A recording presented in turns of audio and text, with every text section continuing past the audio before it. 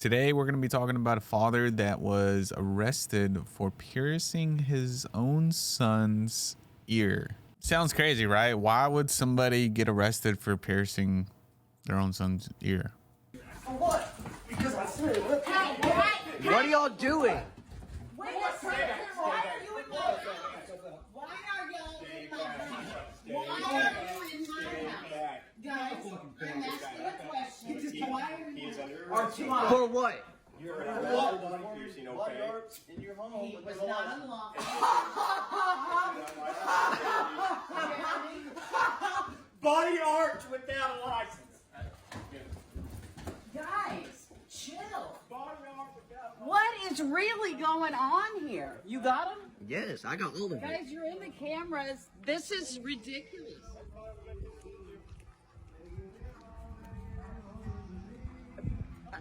Piercing his son's ear without a license. Takes 3 cops, 4 cops, coming into my house without permission. No permission. They busted in my front door. This is the boy right here. He got a pierced ear by his dad. These cops busted in my door. Busted in the front door. I wanted my ears Put pierced. cuffs on this boy for nothing.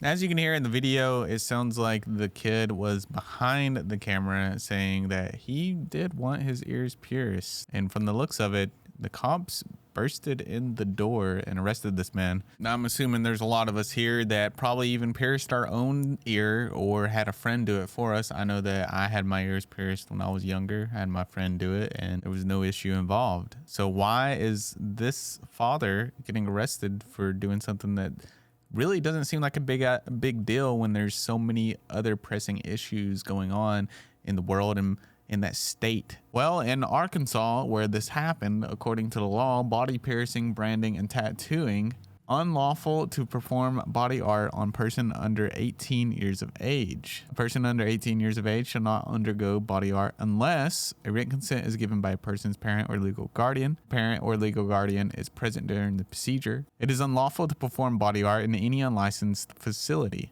Okay, so they must have got him on that, right? He must have did this in his own house. That makes the most sense.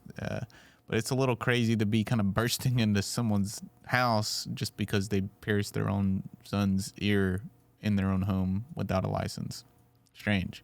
A person who pleads guilty or is found guilty of a violation of this section is guilty of a Class D felony.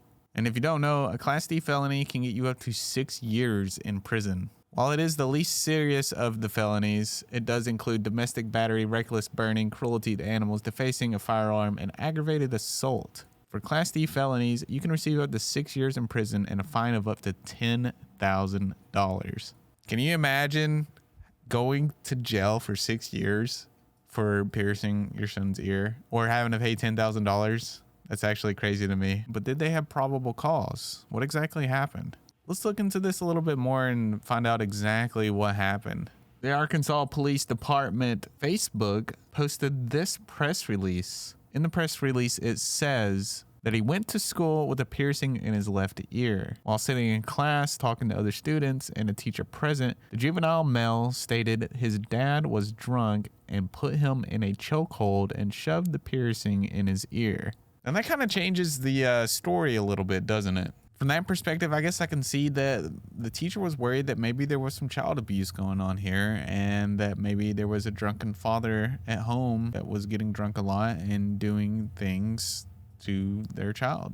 In that case, it wouldn't hurt to report something like this because it's better to be safe than sorry, right? You could be helping a child that is being abused. The officers responded to the resident and contacted a male identified as Jeremy Sherland, the father of the juvenile male. Officers explained the reasons for their presence and asked Jeremy about the incident. Jeremy admitted to piercing his son's ear. Officers attempted to investigate the alleged crime further, but Jeremy refused to allow officers to speak with his son and refused to answer questions. At this time, officers left the residence without incident. Now, I've seen a lot of videos where people have altercations with police officers, making it difficult for them to do their jobs. The way I've always looked at it is if you got nothing to hide, then just talk to the officers. They got body cams. Everything's going to be recorded anyways. Just don't say anything that's incriminating and you're good. And if you haven't done anything wrong, then you'll be okay anyways. Officers contacted the Washington County Prosecutor's Office to discuss the incident. Pursuant of Arkansas Law, Public Health and Welfare, Chapter 27, Subchapter 15, Body Piercing, Branding, and Tattooing, a person shall not perform body art on person under 16 years of age, regardless of parental consent. It is unlawful to perform body art in any unlicensed facility. Violation of this law is a Class D felony. Additional charges: endangering the welfare of a minor, refusal to submit to arrest, and obstruction of governmental operations. Now, it's kind of crazy to me that giving your child a piercing is a felony. I don't think that should be a felony. Maybe a misdemeanor at most, and depending on what age. I know that they give babies piercings in the ears when they're very young. Most pediatricians will say that 2 months old is the earliest you can pierce a baby's ear. Waiting until at least age 10 for a second earlobe piercing, 13 for a cartilage piercing, age 14 for nostrils, lips, and navels, age 15 for targus, and 17 or 18 for an industrial piercing. Now, I believe the whole concern here is that it needs to be done by a professional, so maybe infection and stuff like that doesn't occur. But let's be honest, it doesn't require a rocket scientist to pierce somebody's ear. It's pretty straightforward. You just need a needle sterilized, and then boom, you're good. So this being a felony, I don't know how that law got passed.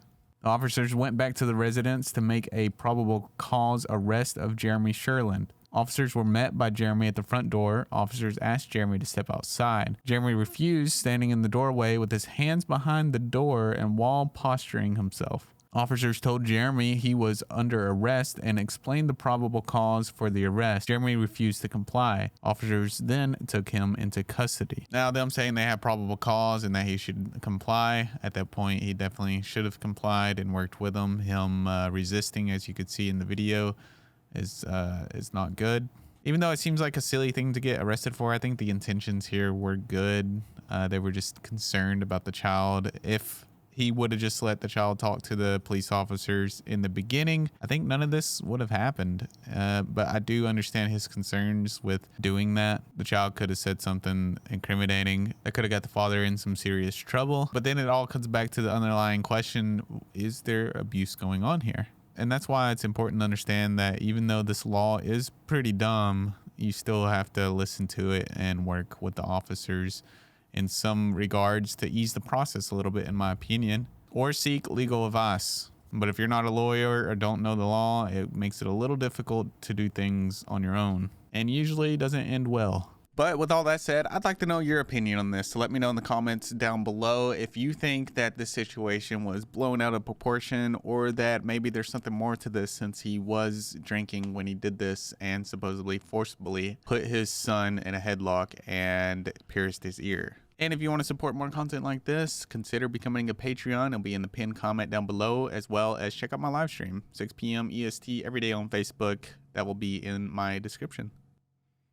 You're a love